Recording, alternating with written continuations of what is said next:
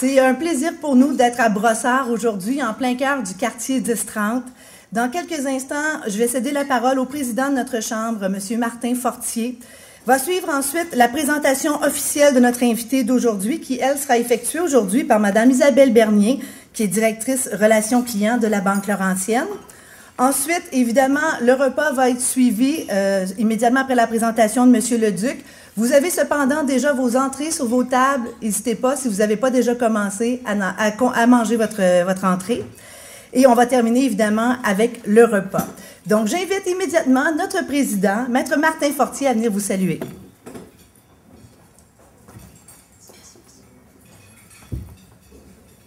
Alors, bonjour à vous tous. Il nous fait énormément plaisir aujourd'hui d'être présents ici à Brossard. Vous savez, à la Chambre de commerce, on s'efforce d'être dynamique et de promouvoir les intérêts des gens d'affaires de la Rive-Sud. C'est pourquoi on a tenu un événement l'année passée, Vision Transport, afin d'établir nos objectifs en matière d'infrastructure. Un des objectifs était l'élargissement de la 30 entre l'autoroute 10 et l'autoroute 20. Et la semaine dernière, vendredi dernier, on a tenu un événement qui était le lancement économique de l'autoroute 30 qui a regroupé les chambres de commerce entre Sorel et Vaudreuil-Dorion, excusez-moi, ainsi que tous les maires étaient invités, les associations de gens d'affaires. Et on a constaté une fois de plus que l'élargissement d'autoroute 30 entre les autoroutes 10 et les autoroutes 20 était une priorité si on voulait se démarquer de la concurrence, parce qu'il ne faut pas se le cacher, on est sur la Rive-Sud en concurrence avec Montréal, on est en concurrence avec la Rive-Nord, mais on est aussi en concurrence avec les autres provinces canadiennes, les autres pays. Bref, la concurrence est féroce et c'est très important de pouvoir bénéficier d'infrastructures à la mesure que vous méritez, les gens d'affaires. Alors, puis c'était un événement fort instructif la semaine dernière où les maires étaient réunis et tout le monde était d'accord pour dire que même si une entreprise s'installait à Saint-Constant, en bordure d'autoroute 30, bien, il y avait des employés qui allaient pouvoir demeurer à Longueuil, bénéficier des services à proximité à Boucherville, bénéficier du 10-30 à Brossard. Bref, peu importe où s'installeront les entreprises dans le futur, l'autoroute 30, c'est vraiment important et on compte sur vous pour nous appuyer afin de mettre la pression sur notre gouvernement provincial qui, à l'heure actuelle, n'a pas l'air très pressé et intéressé d'élargir l'autoroute 30. Cela dit, je dois souligner cependant qu'on a eu une bonne nouvelle avec notre SLR. Je suis convaincu que M. le maire est très, très, très heureux de savoir qu'on va avoir notre SLR. Maintenant, on a une annonce, puis quand on a des annonces en politique, il ne faut pas lâcher, il faut suivre le dossier de près, il faut s'assurer qu'il va être livré à temps et surtout que notre pont Champlain, on en a besoin, on ne peut pas étirer les délais, c'est une priorité. Alors bref, il y a beaucoup d'activités ici à Brossard, puis on est vraiment content d'être ici, puis on va vous remercier de votre présence, puis un bon appétit. Merci.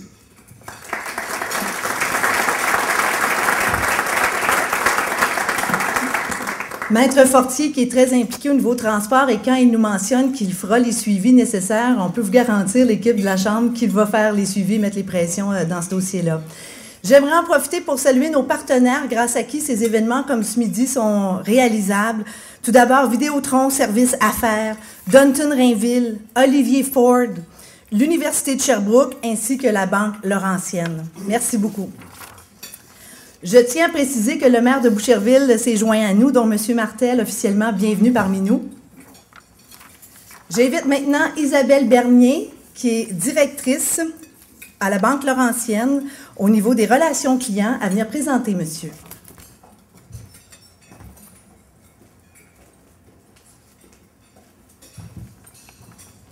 Bon midi tout le monde. Alors, M. Paul Leduc en est à son 4e mandat comme maire de Brossard. 3 mandats consécutifs de 1990 à 2001 et l'autre de 2009 à aujourd'hui. Il a fait ses débuts en politique municipale en 1986 en devenant conseiller à la ville de Brossard.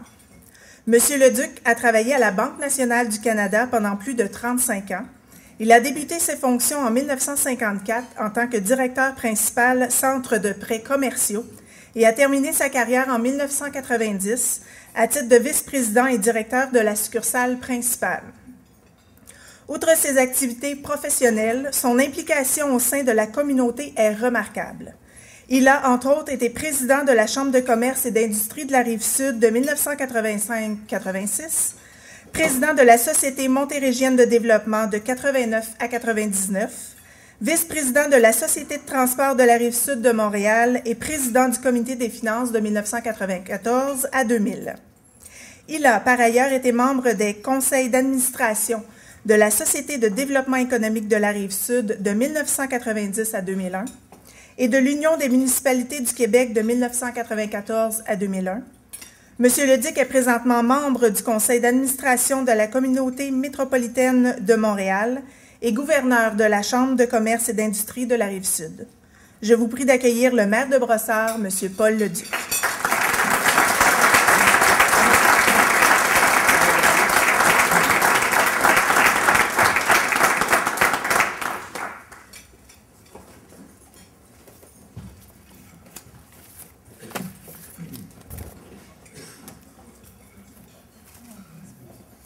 Alors, merci pour cette belle présentation. Alors, Monsieur le Président, Martin, tantôt je vais rentrer le maire de Boucherville. Je voudrais le féliciter de son entrée de jeu pour le classement de la ville de Boucherville dans les villes où il fait bon vivre. Actualité du 1er mai, vous allez voir ça. Ville de Boucherville, 7e rang dans les villes de 100 000 et moins. Sur 139 villes, donc c'est remarquable. Alors, bravo, hein, je pense que...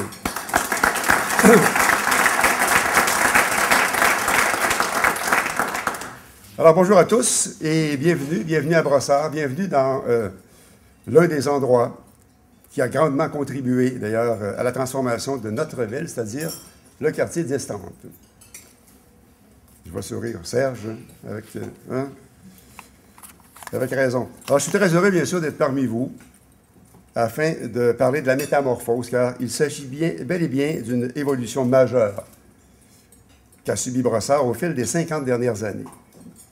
Ce profond changement s'est cependant accentué au cours des années, au cours des 15 à 20 dernières années. Brossard n'a pas toujours projeté, bien sûr, une image de ville moderne, urbaine et ouverte sur le monde, comme elle en bénéficie présentement. Qui ne se souvient pas du film de Claude Fournier? À l'époque, le film « Deux femmes en or », qui se déroule à Brossard. Ville dortoir, à l'époque, dans les débuts des années 70, les deux vedettes du film avaient trouvé une façon bien à elles de tromper l'ennui de la banlieue de l'époque.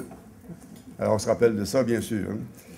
Réflexion faite, on en est venu à la conclusion qu'il devait bien y avoir une autre façon de rendre Brossard plus attrayante que celle utilisée par nos deux banlieusardes en mal de sensation.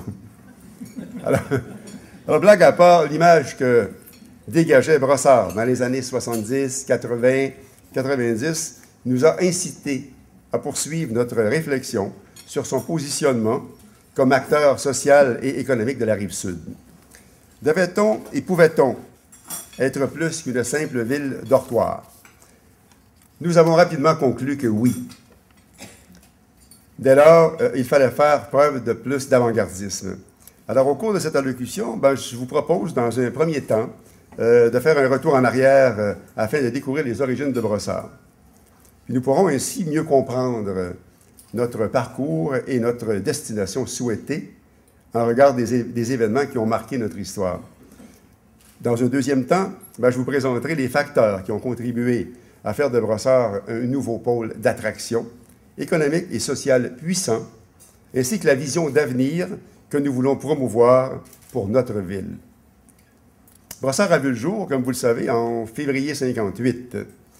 Nous célébrons ainsi notre 55e anniversaire cette année. J'aime penser que Brossard vieillit très bien et demeure à la fois très jeune. Comme l'a déjà dit Jacques Chirac, les anniversaires ne valent que s'ils constituent des ponts jetés sur l'avenir. C'est vraiment une citation qui colle bien à Brossard. Dès ses premiers pas, Brossard fait preuve d'un certain avant-gardisme en investissant dans la culture et se procure une œuvre d'art d'un jeune artiste à l'époque qui allait devenir un sculpteur réputé, M. Armand Vaillancourt. Cette sculpture, intitulée « Brossard, ville ou hommage à la classe ouvrière », nous accompagne depuis lors dans les divers changements que nous vivons À l'époque, cet investissement dans la culture était plutôt inhabituel pour une municipalité, vous en conviendrez. Avec le recul, cependant, ce geste était peut-être annonciateur des transformations que Brossard allait vivre. Cette sculpture règne aujourd'hui à la place des Pionniers, tout près de l'Hôtel de Ville. Les fondateurs de Brossard avaient rapidement compris que l'avenir de leur municipalité passait par une planification rigoureuse de son territoire et que rien ne devait être laissé au hasard. Pour se développer et prospérer, Brossard allait également devoir compter sur un événement qui a profondément façonné son histoire et qui, 51 ans plus tard, continue et continuera de la transformer, la construction du pont Champlain. En fait, je dirais que l'ouverture du pont Champlain en 1962 marqua l'histoire de la grande région de Montréal et du Québec dans son ensemble. Vous savez, le pont Champlain est bien plus qu'un simple lien interrive, mais bien un catalyseur économique et social. Seulement sur le plan économique, le pont Champlain représente un élément essentiel de l'économie québécoise, avec ses quelques 20 milliards de dollars de marchandises qui y transitent annuellement et ses 60 millions de déplacements. C'est également un élément important de la stratégie d'exportation des marchandises du Québec et du Canada vers les États-Unis. Le pont Champlain n'est rien de moins que le pont le plus achalandé du Canada. Je reviendrai d'ailleurs un peu plus tard sur les enjeux stratégiques du nouveau pont sur le Saint-Laurent. Je disais donc que l'ouverture du pont Champlain a eu une très grande incidence sur le développement de Brossard dans les années 60 et 70, alors que l'étalement urbain prenait de l'ampleur. Brossard et les banlieues deviennent ainsi attirantes pour les Montréalais, et plusieurs d'entre eux, d'ailleurs, décident de venir s'y établir. Le film de Claude Fournier, dont on parlait tout à l'heure, nous a peut-être aidé un petit peu là-dedans. Alors, serait-il toutefois plus juste de dire que l'on venait y dormir? À cette époque, le terme « ville-dortoir » prenait tout son sens. L'activité économique y étant quasi inexistante, sauf les quelques commerces de détail du boulevard Tachereau. À cet effet, il est intéressant de noter que dans ces années, le parc industriel de Brossard peinait à se développer. Pendant longtemps, la seule industrie capable de prospérer fut la Johns Manville. Comme quoi les astres n'étaient pas alignés à ce moment pour un développement global soutenu de Brossard. Au tournant des années 70, les choses commencent à changer avec la croissance accélérée de la population. De 3 500 résidents à sa fondation en 1958, elle passe à 65 000 résidents en 1991 pour aujourd'hui atteindre plus de 80 000 résidents. La ville change sur le plan démographique, mais aussi sur le plan des infrastructures qui doivent suivre cette évolution démographique. Puisqu'il est question de croissance démographique, comment ne pas parler quelques instants d'un phénomène qui a marqué et marque toujours Brossard et qui en fait une ville ouverte sur le monde. En effet, en plus de sa communauté d'accueil, ce sont quelques 57 communautés culturelles qui ont choisi de s'établir sur son territoire. Je parle de phénomène car dans les années 60-70, l'immigration, vous le savez, était plutôt concentrée sur l'île de Montréal. Rarement les immigrants optaient pour la banlieue. Cette riche mosaïque culturelle a commencé à prendre forme dès le tournant des années 70, mais elle a réellement fait sentir sa présence et sa contribution à notre communauté à partir des années 90. En 1996, les immigrants représentent déjà 27 % de la population de Brossard. Alors, 10 ans plus tard, en 2006, c'est un citoyen sur 3 qui provient des communautés culturelles. Cette grande richesse motive d'ailleurs le conseil municipal à proclamer Brossard, dès 1988, ville multiculturelle. C'était d'ailleurs une première au Québec. Il s'agit, sans contredit, d'un élément distinctif pour Brossard, mais surtout d'une richesse inestimable qui contribue à l'essor de notre communauté, bien sûr au niveau de son positionnement. De nos jours, 45 % de notre population provient de l'une des 57 communautés culturelles vivant à Brossard. C'est une grande source de fierté pour l'ensemble des Brossardois. Le premier tiers de la vie de Brossard s'achève par un changement significatif. Après mon élection au poste de maire en 1990, j'ai rapidement constaté que la fonction de premier magistrat exercée à temps partiel était révolue. J'ai donc décidé de l'occuper à plein temps. Cette décision de doter Brossard d'un maire à temps plein s'expliquait par l'importance du rôle commercial à jouer, que la ville a joué sur le plan régional et aussi par l'ampleur des défis qui pointaient à l'horizon. En 1990, Brossard compte déjà une population de 65 000 résidents et un budget de quelques 50 millions de dollars. Aujourd'hui, le budget de 2013, pour faire une petite comparaison, totalise 140 millions de dollars. Alors bref, durant ces 30 premières années d'existence, Brossard s'est affairé à mettre en place des infrastructures municipales adéquates, lui permettant à ce moment de remplir sa mission de ville de banlieue complémentaire, bien sûr, à la métropole. Dans les années qui suivront, Brossard amorcera son positionnement comme ville de plus en plus moderne et urbaine, plus autonome face à la métropole. L'autonomie d'une ville passant nécessairement par de saines finances publiques, nous avons, par conséquent, mis en place, au début des années 90, un cadre de gestion financière rigoureux où le contrôle des dépenses était une préoccupation de tous les instants. Vous savez, pour moi qui suis un ex-banquier, la colonne des dépenses, c'est en quelque sorte un genre d'obsession. C'est toujours présent. Alors, cette rigueur administrative a d'ailleurs valu à Brossard, au milieu des années 90, le titre de ville la mieux gérée du Québec par le nouveau palmarès des villes du magazine L'Actualité. Aujourd'hui, c'est au tour de Boucherville. Alors, avec des finances, ce n'est pas les mêmes critères d'évaluation, mais c'est excellent. Avec des finances en bonne santé, l'avenir s'annonçait prometteur. Les années qui ont suivi jusqu'à aujourd'hui ont été des années charnières dans la métamorphose de Brossard. En effet, outre la mise en place de ce cadre de gestion financière, nous avions imaginé et planifié le Brossard de demain. À nos yeux, il s'agit de l'une des clés de cette métamorphose. Déjà, en 1994, nous avions procédé à un exercice de planification stratégique qui nous a permis de réfléchir collectivement sur les facteurs qui façonneraient et définiraient l'avenir de Brossard.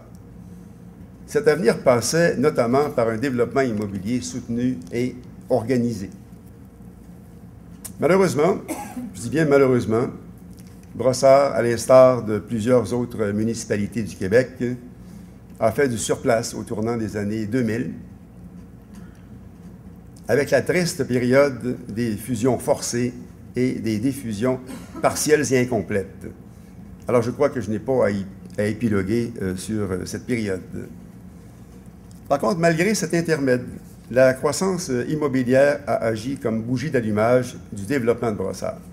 Quelques statistiques illustrent l'ampleur de ce développement. 2006 à 2012, près de 7000 logements ont été créés dans le secteur résidentiel pour 1,2 milliard de dollars de valeur de bâtiments résidentiels construits. Alors, c'est énorme. Si l'on considère toutes les catégories, soit résidentielles, commerciales et industrielles, les investissements immobiliers se sont chiffrés à plus de 1,6 milliard de dollars durant cette période. L'année 2012 a d'ailleurs été excellente en termes de construction résidentielle.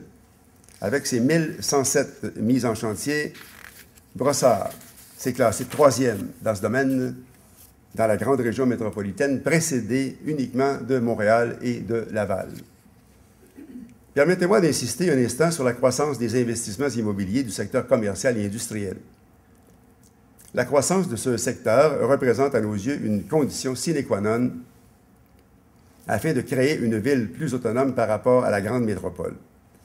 Une ville où l'on peut effectivement y résider, mais aussi y travailler et s'y divertir, en un mot, y vivre pleinement. Nous travaillons de façon à favoriser un climat propice aux investissements et au développement des affaires. Nous souhaitons vous faciliter la vie, vous soutenir dans vos projets de développement sur notre territoire. Issu, moi aussi, du milieu des affaires et de l'entreprise privée, je sais trop bien que les tracasseries bureaucratiques et administratives peuvent être rebutantes au point d'investir ailleurs à certaines occasions. En outre, notre localisation stratégique, à une quinzaine de minutes du centre-ville de Montréal, plaît beaucoup aux entreprises qui s'installent chez nous. N'oublions surtout pas l'accès rapide aux principales voies de communication que sont les autoroutes 10, 30, 132 et l'autoroute 15, qui, elles, donnent un accès rapide à l'est des États-Unis.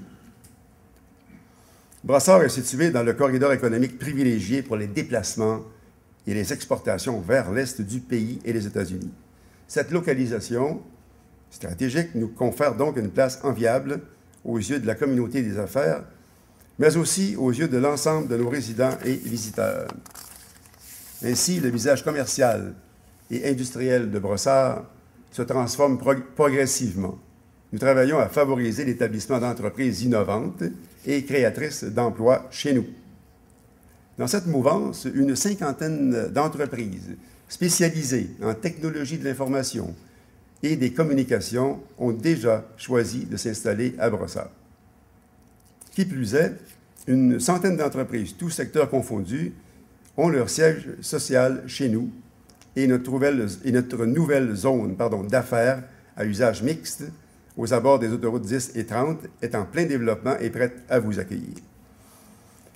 De nombreux bureaux de comptables, de consultants, de cliniques médicales et d'institutions financières profitent déjà du rapport qualité-prix très concurrentiel et d'une localisation stratégique qu'offre cette nouvelle zone d'affaires. Nous détenons également un élément essentiel à toute entreprise désireuse d'accentuer sa croissance, c'est-à-dire un bassin de main-d'œuvre qualifiée et multilingue.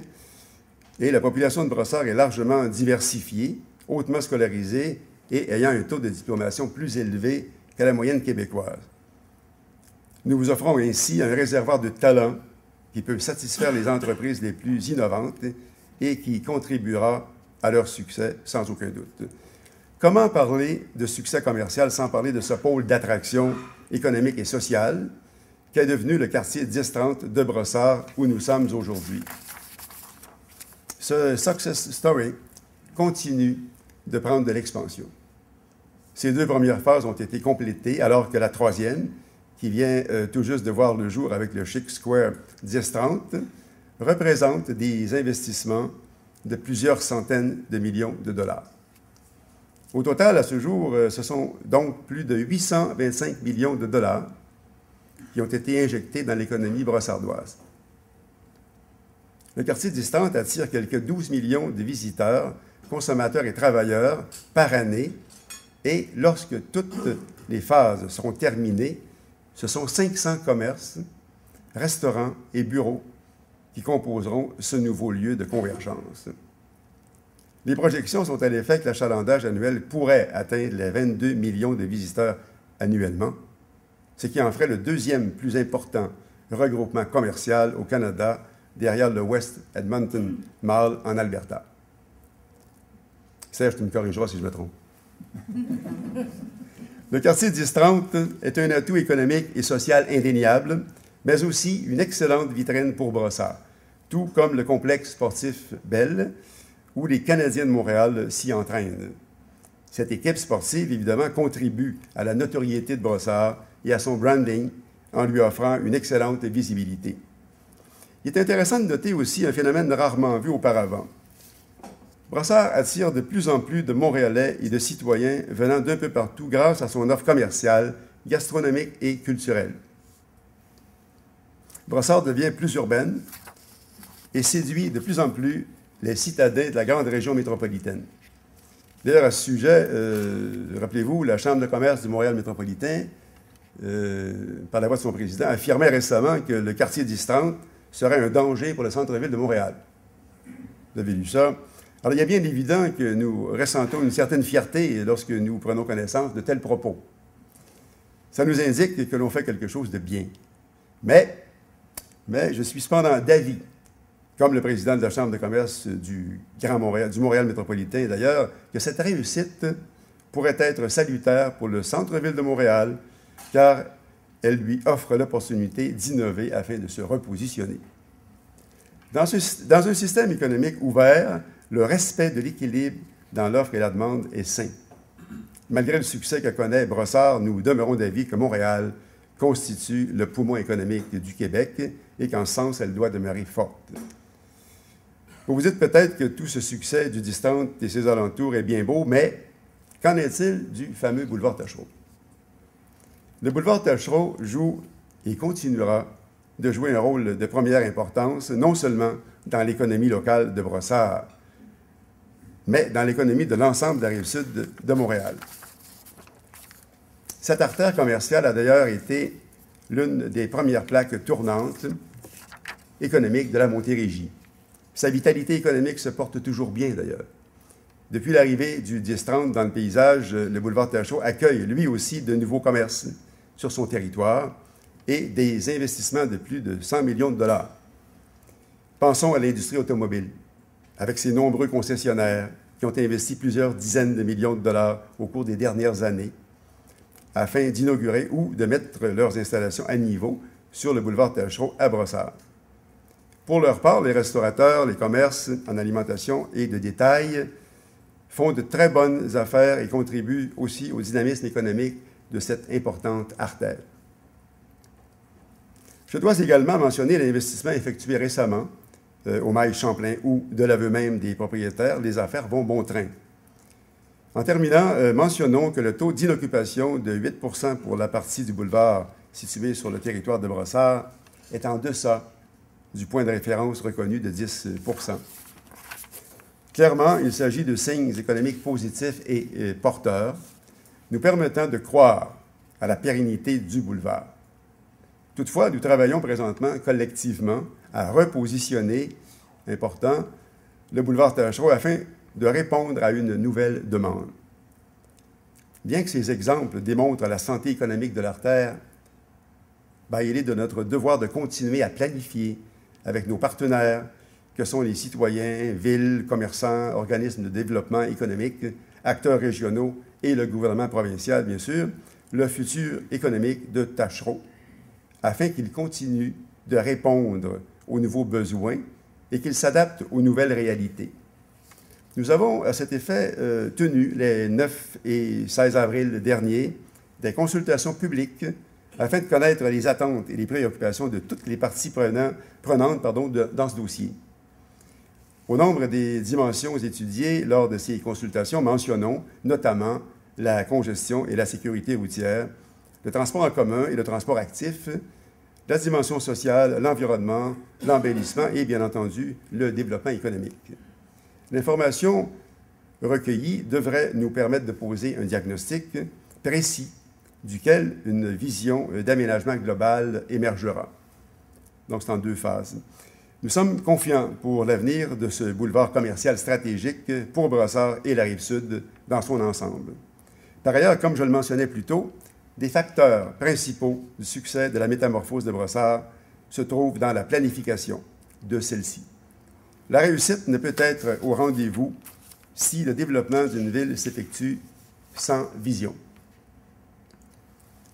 Comme le disait à juste titre d'ailleurs Antoine de Saint-Exupéry, un but sans plan n'est qu'un souhait. Dans cette optique, Brossard procède actuellement à sa 2e planification stratégique au cours des 20 dernières années. Par cet exercice, nous souhaitons ainsi répondre aux attentes de nos citoyens et citoyennes, mais aussi à celles de toutes nos parties prenantes, comme par exemple la communauté d'affaires. Notre planification stratégique 2030 s'est voulue transparente, participative et mobilisatrice. Nous avons ainsi pris le pouls par divers modes de consultation publique et la collecte d'informations fut riche et combien éclairante. Dans cette réflexion stratégique découlera un premier plan d'action de 5 ans qui donnera à Brossard l'occasion de continuer à se démarquer, et ce, conformément aux principes du développement durable. Brossard ne ménagera aucun effort au cours des prochaines années afin de réaliser sa vision et d'en faire une réalité. Nous rendrons publics les fruits de ce processus stratégique au cours des prochaines semaines. Dans cette perspective, certains quartiers de Brossard font présentement l'objet d'analyses et de démarches afin d'évaluer le potentiel de restructuration et de repositionnement où une densification urbaine serait privilégiée.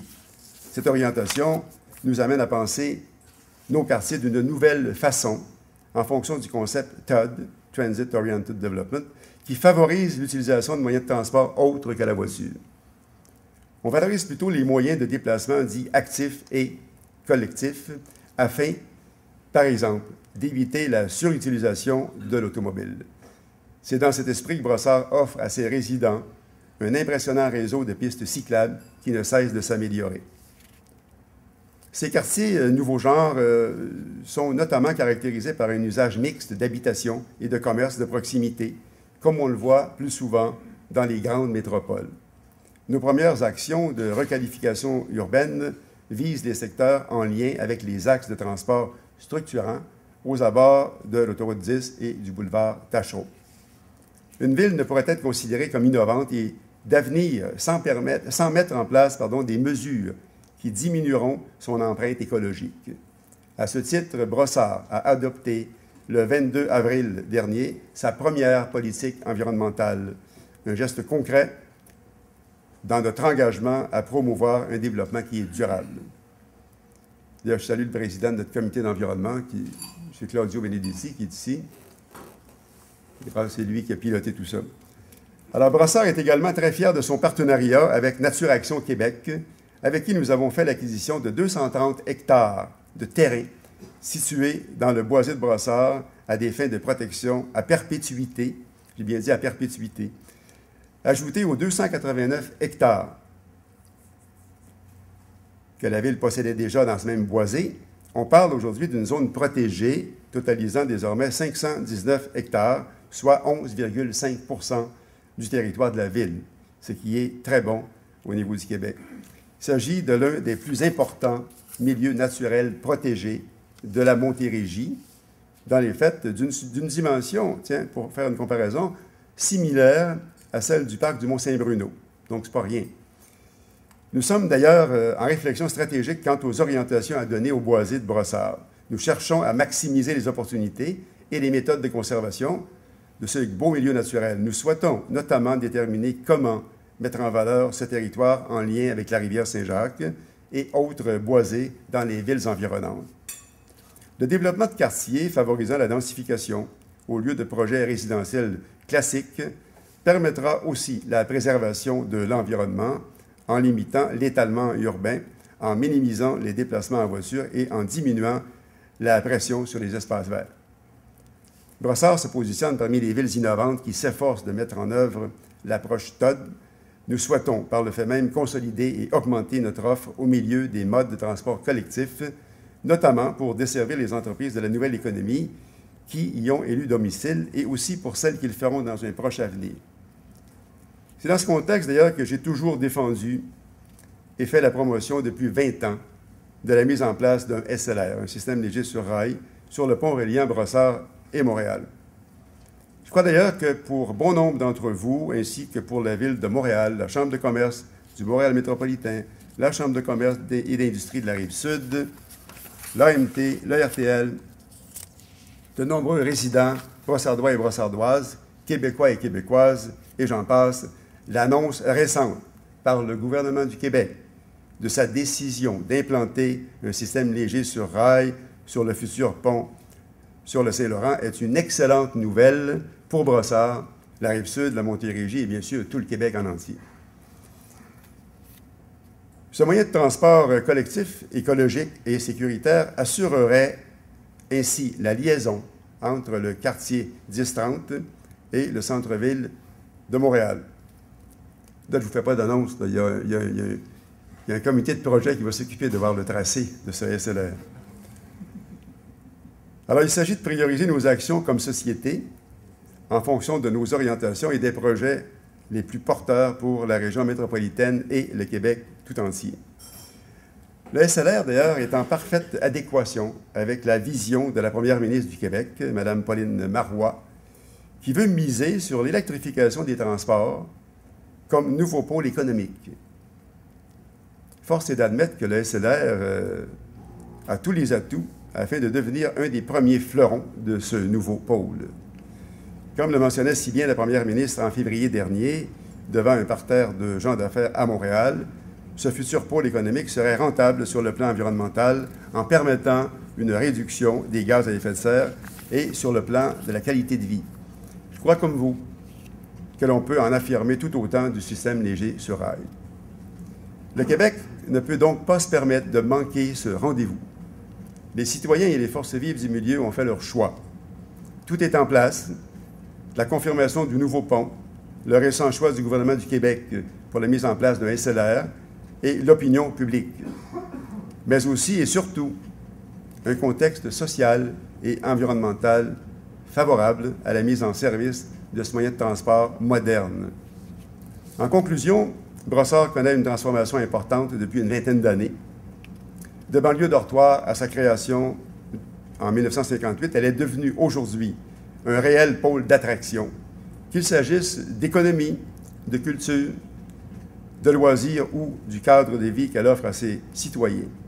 Il est intéressant de noter d'ailleurs que ce cadre de vie, 96% des Brossardois et des Brossardoises n'hésiteraient pas à le recommander à un proche ou à un ami, comme le démontrait un sondage réalisé en 2011. 96% des résidents dans le sondage ont dit oui, on peut recommander à nos amis de venir à Brossard. C'est beaucoup. Alors, ces résultats sont fort stimulants et démontrent que nous avons fait les bons choix. Ajoutons à cela les centaines de bénévoles qui, jour après jour, contribuent à faire de Brossard une ville à dimension humaine où la solidarité occupe une place prépondérante et où il fait bon vivre. Nous continuerons à travailler pour rassembler les caractéristiques afin de nous démarquer et devenir une ville lisière ou Edge City. Le concept d'Edge City, comme vous le savez sans doute, désigne un espace urbanisé, périphérique à une métropole, qui concentre des entreprises, des services, des centres commerciaux et de loisirs. Ce sont des municipalités qui délaissent l'économie traditionnelle pour se tourner vers la nouvelle économie caractérisée par le savoir, la créativité et le développement et l'utilisation des nouvelles technologies. Alors, urbaine, contemporaine et ouverte sur le monde, Brossard souhaite devenir la prochaine ville de l'avenir où il est possible d'y résider, d'y travailler, de s'y divertir et d'y vivre pleinement en toute autonomie. Merci beaucoup de votre attention.